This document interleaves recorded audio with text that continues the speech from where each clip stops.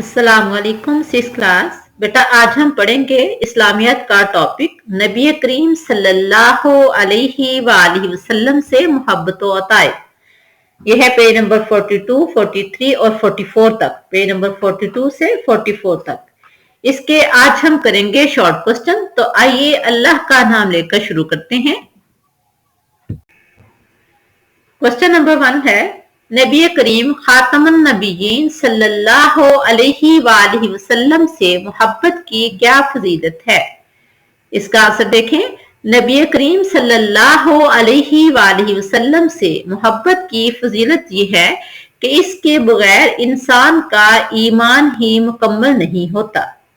जैसा कि प्यारे पैगंबर सल्लल्लाहु अलैहि वसल्लम ने बुखारी शरीफ की हदीस के मुताबिक खुद फरमाया है। नबी करीम सल्लल्लाहु अलैहि वसल्लम का फरमान है, तुम में से कोई शख्स उस वक्त तक मोमिन नहीं हो सकता जब तक मैं उसे उसकी औलाद, वालिदैन और तमाम लोगों से ज्यादा महबूब ना हो जाऊं।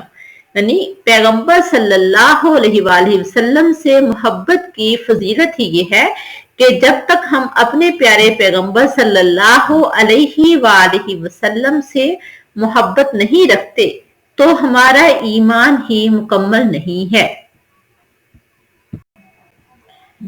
क्वेश्चन नंबर 2, अतायत रसूल सल्लल्लाहु अलैहि वसल्लम के बारे में एक आयत मुबारका का तर्जुमा तहरीर करें।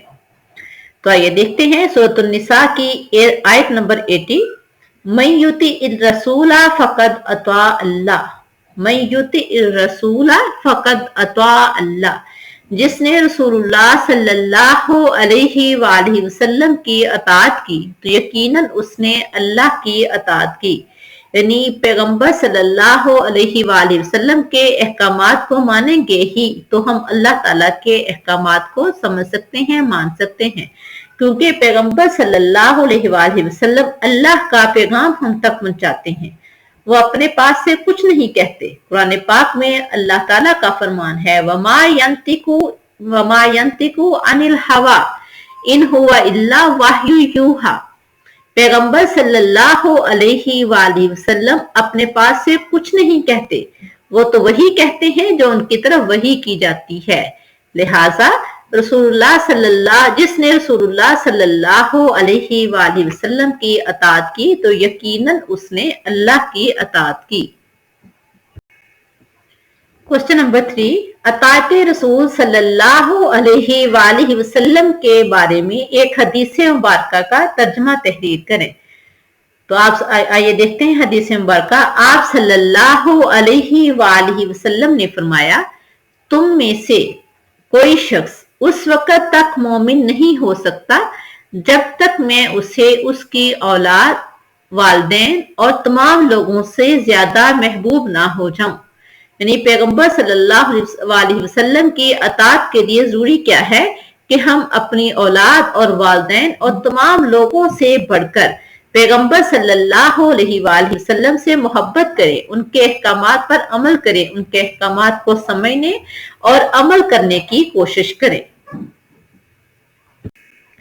क्वेश्चन नंबर 4, नबी करीम सल्लल्लाहु अलैहि वसल्लम से मोहब्बत का इजहार कैसे किया जाता है। तो इसका आंसर देखें। नबी करीम सल्लल्लाहु अलैहि वसल्लम से मोहब्बत का इजहार आप सल्लल्लाहु अलैहि वसल्लम के अहकामात पर अमल पैरा होकर किया जाता है। यानी अगर हम अपने पैगंबर सल्लल्लाहु अलैहि वसल्लम के अहकामात पर अमल पैरा होते हैं तो ये पैगंबर सल्लल्लाहु अलैहि वसल्लम से मोहब्बत का इजहार है।